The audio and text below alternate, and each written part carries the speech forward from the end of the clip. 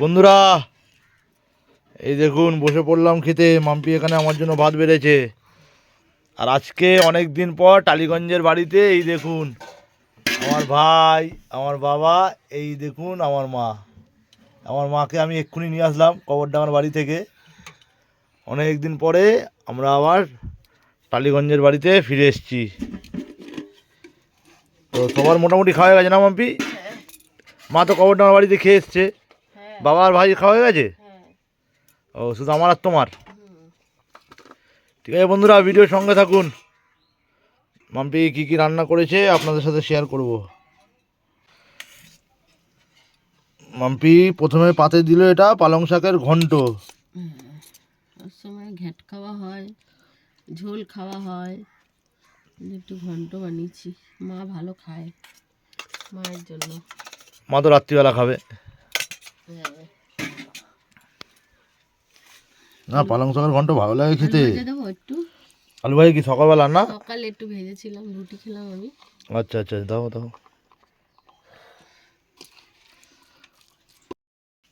দাও। দু রকম তরকারি। এটা গাঠি কচু, তুমি তো খাবে না? খাবে? তো গাটি কচু আমি খাবো না। একটুখানি খেয়ে দেখতে পারতে। আর এখানে আছে ওই তুমি খাবে না বলে ফুলকপি আলুর তরকারি, চিংড়ি মাছ দিয়ে। জানো যে গেলে আমি গাটি কচু খাবো না, তা ফুলকপি দাও। ও এটাও চিংড়ি মাছ দিয়ে ফুলকপি। হ্যাঁ আর এখানে চিংড়ি মাছ দিয়ে গাটি কচু। হ্যাঁ, গাটি কচু ভালো লাগে না। ভাল লাগে না? সব কিছু খেয়ে দেখতে হয়, ভাল লাগে না আবার কি? কত সুন্দর লাগে খেতে। আরে যেটা ভালো লাগবে সেটাই তো খাবে মানুষ। মানুষ খেয়ে তো দেখে আগে। এবার আমি যদি ভালো না লাগে, এবার আমি যদি গাটি কচু নিই, আমার তো নষ্ট হবে। তা নষ্ট করার থেকে ভালো না কিছু খেতে হয়। ঠিক আছে, সব কিছু সব কিছু খেতে হয় নাই, সব কিছু খেতে নেই।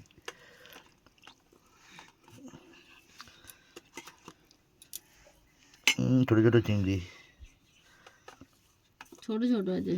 ঠিক আছে খেয়ে দেখি। এগুলোর গন্ধ ভালো। এই তুমি গাটি কচু খাচ্ছ?